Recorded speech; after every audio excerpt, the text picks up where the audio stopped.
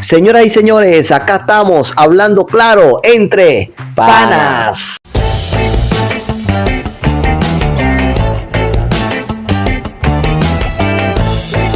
Entre panas, aquí estoy con mi pana Erasmito, ¿verdad? Erasmo, hablando claro. Queremos hablar de unos temas muy importantes, Erasmo. Sí, señor. Queremos hablar acerca de la iglesia, Ronald, la iglesia. Increíble, y más allá hay una pregunta, Erasmo, que mucha gente se hace, y es la siguiente: ¿quién creó la iglesia? ¿Qué tú crees? ¿Quién tú crees que creó la iglesia?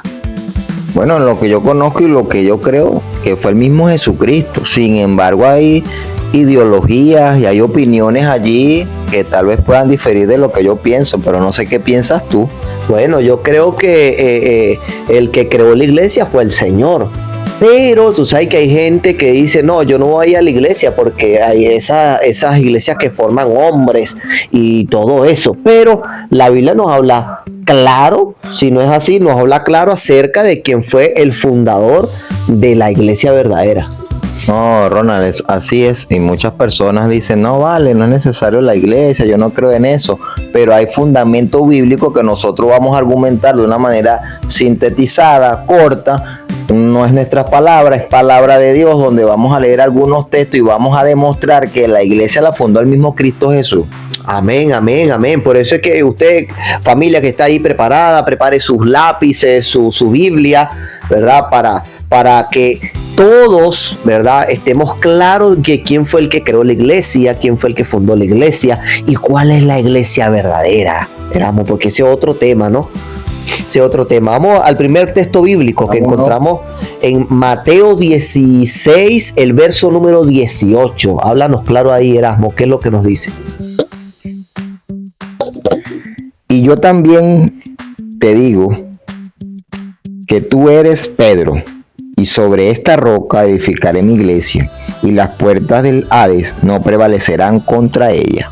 Amén. Ok, estas palabras la estaba diciendo el mismo Jesús. No, Jesús. ¿Sí? Diciendo que iba a formar su iglesia en Pedro. Pero aquí hay una contradicción. Hay gente que dice que Pedro es el dirigente de la iglesia.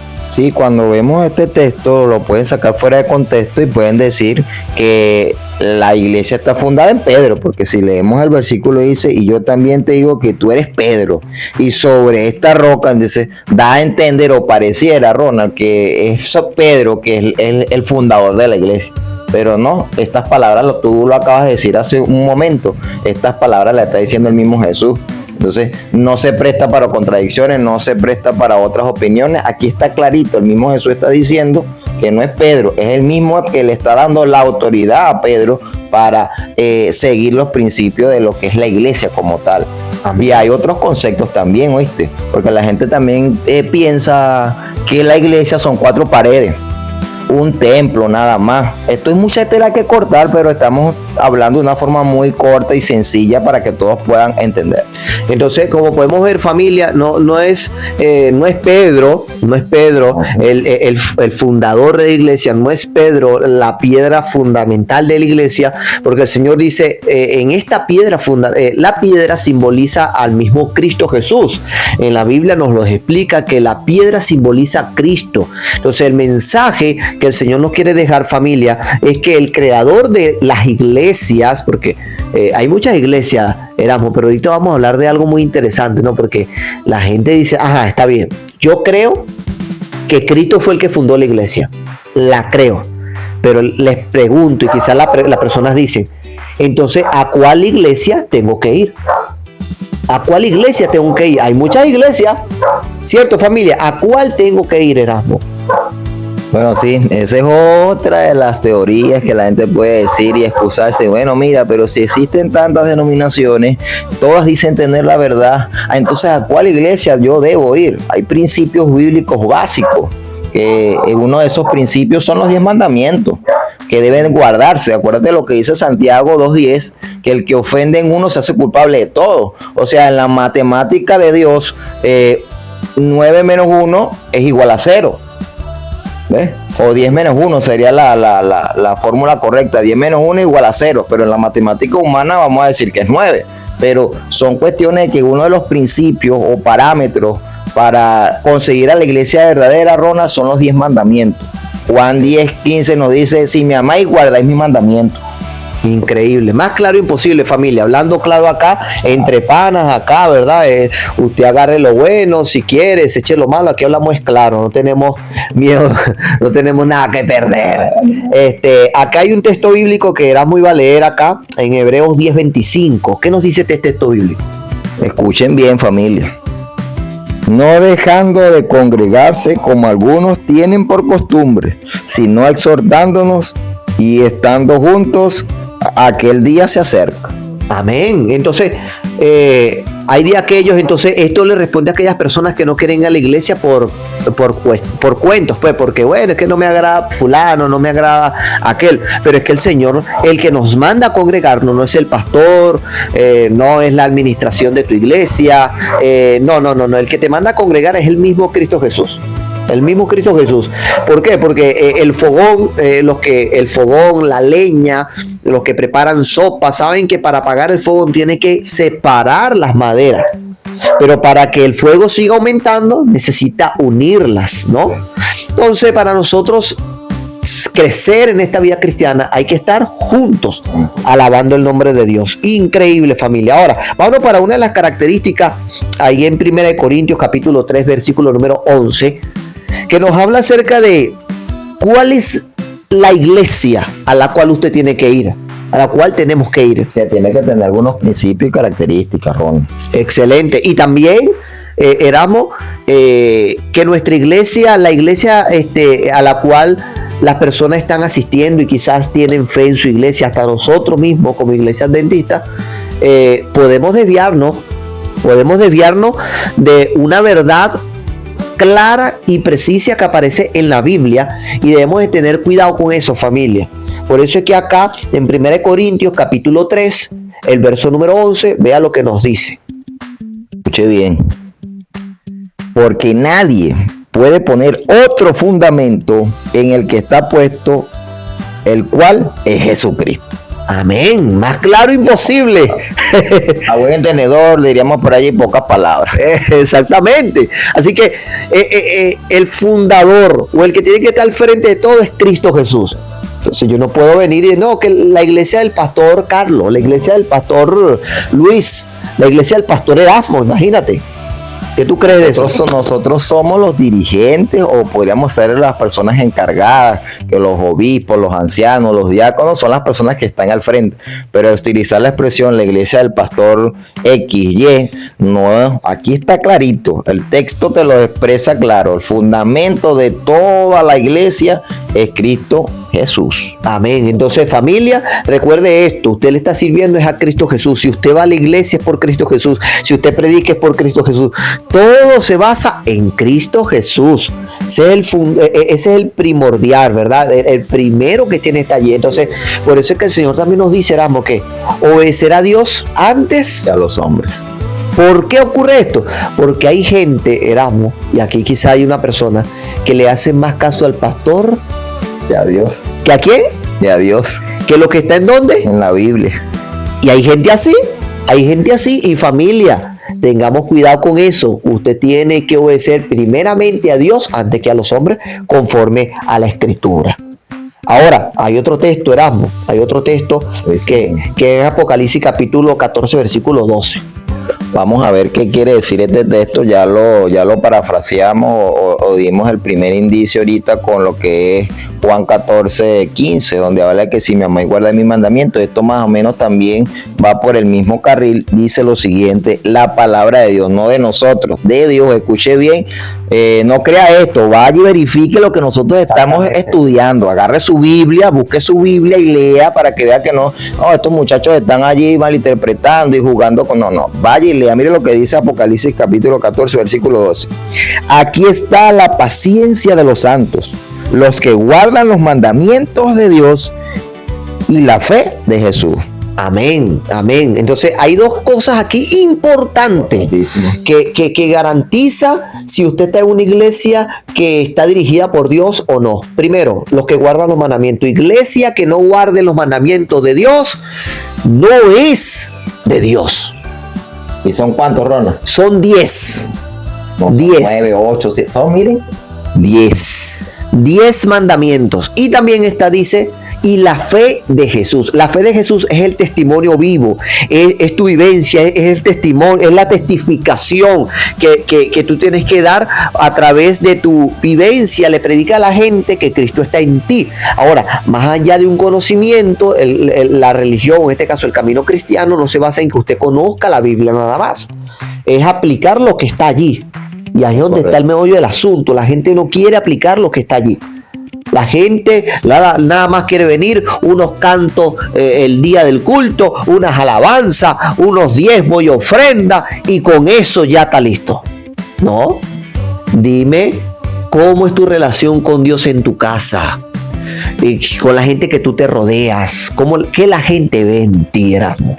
Y eso es importante. Sí, el testimonio que nosotros podamos irradiar hacia los demás es un papel importante, o juega un papel importante en nuestro cristianismo, porque el cristianismo va más allá de lo que nosotros a veces pensamos, y los 10 mandamientos juegan un papel importante. Recuerde que son 10 mandamientos, no son 9, no son 8, no son 7, son 10 mandamientos que los que salen en la antigüedad, en el libro de Éxodo, Deuteronomio, siguen vigentes, Ronald, que ese es otro problema. Hay gente que dice que eso está abolido, que ya no es necesario guardar los 10 mandamientos, porque eso era para la antigüedad, ya salió el Nuevo Testamento, eso no es necesario guardarlo. Nosotros no vamos a caer en controversia, la Biblia es clara, nosotros estamos hablando claro, hay características fundamentales, ya le hemos dado varias.